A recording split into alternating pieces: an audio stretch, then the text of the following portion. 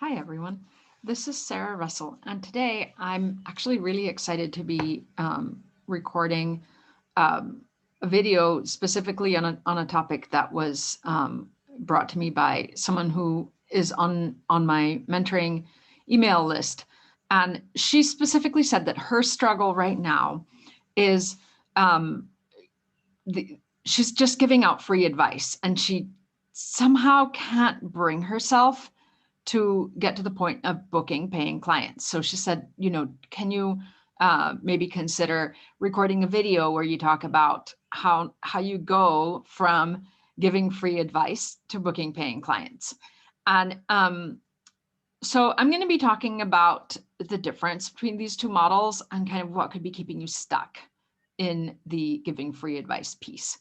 So when you give free advice, it is either one or the other of these two things. Typically, it is either unsolicited on the part of the person that you're giving advice to, and the person may or may not actually want the advice. They may or may not be interested in it. And you may or may not be dogmatic. You may not realize it, but you may come across as being quite dogmatic. Or in the second possibility, you are devaluing what you know and what you do as a practitioner by just quote unquote, giving it away, versus, giving your work a time and a place and a framework. Just imagine, if instead of the farmer at the farmer's market having a booth at the farmer's market where people walk up to the booth with the intention of buying produce. Just imagine if the farmer just knocked on your door and brought you over some food, and they were like, oh, here you go, whether you would ask for it or not. It would be kind of weird, wouldn't it? I mean, if the person was your friend, that would be very cool. Over here in Tuscany, it happens all the time. Someone has like extra zucchini or whatever. People will just call you up and say, hey, look, I have a lot of zucchini. Would you like some? I can bring them over, or, whatever. Maybe I had some extra eggs and I traded them for cheese with a friend. I mean, that happens all the time, right? I'm not talking about that. I'm talking about totally unsolicited free advice. You don't want to be giving that away, or having a crowd of people who are like, oh, can I just pick your brain on this or that? And you're just constantly helping them. It's almost like, again, to go back to the farmer example, it's almost like if you went to the booth of the farmer and said, oh, well, would you mind if I don't really want to, invest in buying your zucchini, but would you give me some, please? Can I just kind of pick your field in a way, right? That's not professional. And I'm not saying this in a judgmental way. I'm saying, if you're stuck there, let's get you out, because it's not a great place to be, for yourself, or, for the people that you could potentially be helping. Because it is definitely less helpful to be doing things in a, oh yeah, I'll let you pick my brain kind of thing. But, we're not doing this in a systematic way. I'm not taking your history. I may or may not be able to help you, because, or I may or may not understand that you could have some contraindications for some of the things that I, could be telling you. Might be worth trying, because of course, if you don't take a systematic history and know what the person is actually doing and taking and what their conditions are, you could be giving them advice that is not good for them. You don't want that, and definitely your client doesn't either. So get yourself out of that place if you're there. It is an insecurity based kind of behavior, giving free advice. It means that you're not feeling secure enough to make a living, and to be a professional. And this is totally different from, your daughter is having a problem, or, your best friend has headaches or whatever. I mean, I'm not saying that, but you don't want to be that person who has a flock of people who, they may be friends of friends or whatever, they are just used to calling you whenever they have problems, and you spend half your day giving out free advice to people. and then wondering, what happened to my whole day. Um, it's a continuum. So it's not like one extreme or the other. And I'm not saying you should never support people. You totally should. But you also should not spend half your day giving out free advice and not making money. Just like the farmer who could be giving away, part of their produce to family and friends, or, trading with some other professionals who are growing and making and doing other things. But then also, they go to the farmer's market twice a week and they sell produce to people who buy it and who value that. So you definitely want to be on the booking paying clients side of things, where this is a framework that brings value to the whole journey. It brings value to the client's story. It brings value to the client's needs. It also brings value to the practitioner's knowledge, skill set, potential, and abilities. Most of us, when we start out, we don't have full confidence. Like, don't wait to develop that in order to get started, because you're going to have to start before you feel confident. You're going to build confidence through practice. Before you know that you can help people, you just have to try. The best physical therapist I have ever had, he is still my physical therapist.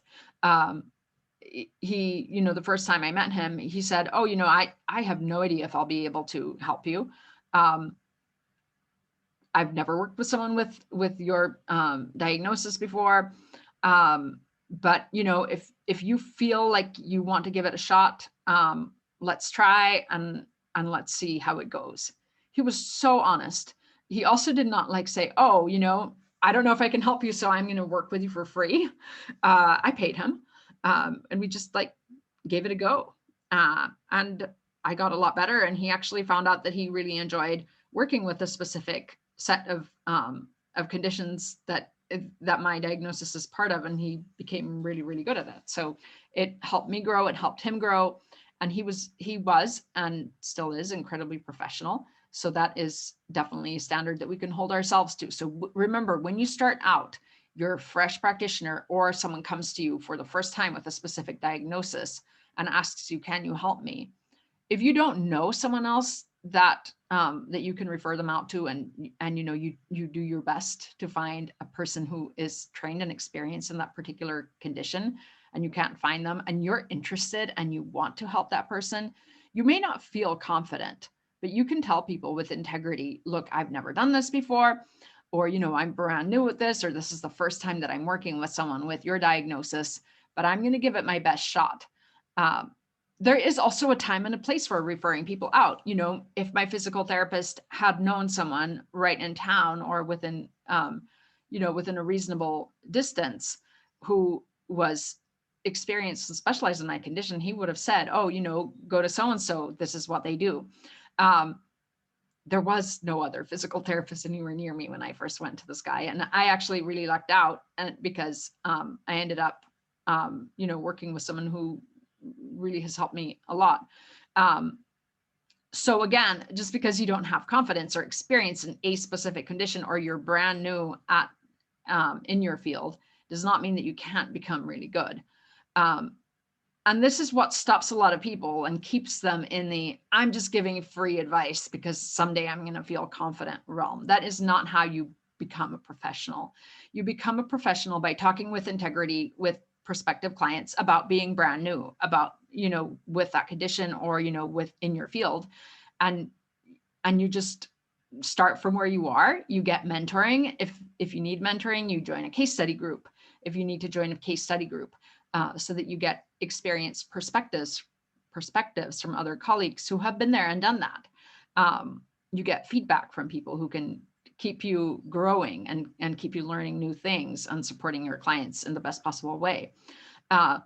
You don't stay stuck in that "I'm just kind of giving free advice until I feel ready and confident." And don't even tell me that you're giving free advice until you solve your own health problems and then you'll start helping other people, because that's not how it works either.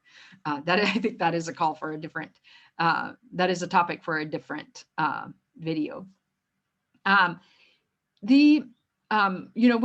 you build the I don't even want to say confidence. We could call it like pre-confidence.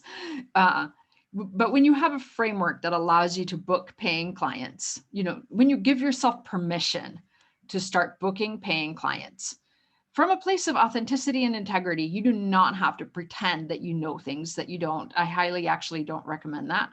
Um, you can, once you enter this perspective where you are giving yourself permission to book paying clients and to do your work, you are in a framework um, that we can call the healing and whole framework. It is a holistic framework um, in the truest sense of the word, um, because you're healing yourself, you're healing your insecurity, you're making yourself whole by fulfilling your vocation, you're helping someone solve a problem, you're trying, you're on a journey with people, and you're not putting yourself at the center. The goal is not to like appear to know everything or to appear to be gifted. The goal is to try to help someone solve a problem by giving them the best of who you are and the best of what you have to offer, and believing that that is going to be enough for you and for the other person sharing the journey with you, that they are going to place value on that work, just like you place value on the fresh organic carrots that your farmer sells you at the market. You're not going to ask them or expect them to give them to you for free, even if they are a new farmer. I mean, carrots are carrots, and they are special. Uh, and your work is special, and you are special, and your clients are special. And within this holistic and whole framework, we create and hold space, and we nurture the healing of people within a framework that honors the fact that we are all in progress. The practitioner is always learning new things. We are always growing. We're always learning, growing, unlearning, relearning, discovering that what we thought was true is actually not true, or is only partly true. And there's all this other set of considerations, or, there's some new research that has come out, or you have clinically found that that one thing works better than another in a specific subset of populations. Um, you can't know that until you get into a space where you give yourself permission to practice and to give value to the work that you do, and to help your clients and prospects give value by telling people with as much confidence as you can muster. This is my fee schedule. This is who I am. This is what I do. Be authentic. You don't have to come across as being like um, all put together. That's not the point. You're not like at the Oscars. You're just a person doing work and helping people. That's incredibly cool. And you don't have to dress it up any other way. Like that is what it is, and you can be very honest and straightforward about it. I hope that this has been helpful to you, and let me know what you think, and if you have been through the journey of going from giving free advice to having paying clients. I would love to know what really made the difference to you in terms of like frameworks, ways of thinking, strategies, or help that you received along the way. Okay, until next time. Again, this is Sarah Russell, and I hope that you'll get in touch with any questions and experiences that you want to share. Take care. Bye.